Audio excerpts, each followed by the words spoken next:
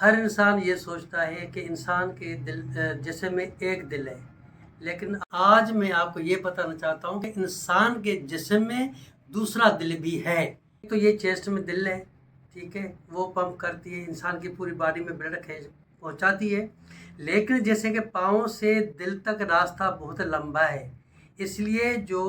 گھٹنوں سے اینکل جوائنٹ تک جو مسلس ہیں، جس کو گیسٹروکنیمیس مسل کہتے ہیں، یا ہم سندھی میں طور پنی کہتے ہیں، لیکن وہ جو کاف مسل کہتے ہیں وہ پمپنگ کا کام کرتی ہے، یعنی دوسری ہارٹ کا کام کرتی ہے۔ تو جتنا ہو سکے انسان جو ہے نا اس کو ایکسرسائز کرے، یعنی کہ اپنے پاؤں پہ ایسے کر کے یوں ایکسرسائز کرتا رہے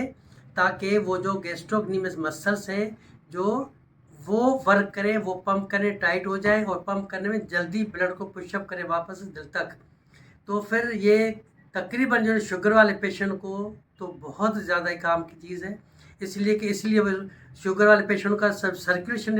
بیک جب بلڈ کا صحیح نہیں ہوتا تو اس کا پاؤں جو ہے نا گینگرین ہو جاتی ہے، پھر پاؤں کاٹا جاتا ہے، انگلی کاٹی جاتی ہے، ٹانگ کاٹی جاتی ہے۔ لیکن اگر وہ اس کو ایکسرسائز کرتے رہے، اس کو پش اپ کرتے رہے تو بلڈ کی سرکولیشن بڑھتی جائے گی، تو پھر وہ نوبت نہیں آئے گی جو اس کے پیر کٹوانے کی نوبت ہے۔ تو جتنا اس کے کاف مسلس کی ایکسرسائز کیا کریں، وہ دوسری دل کا کام کرتی ہے۔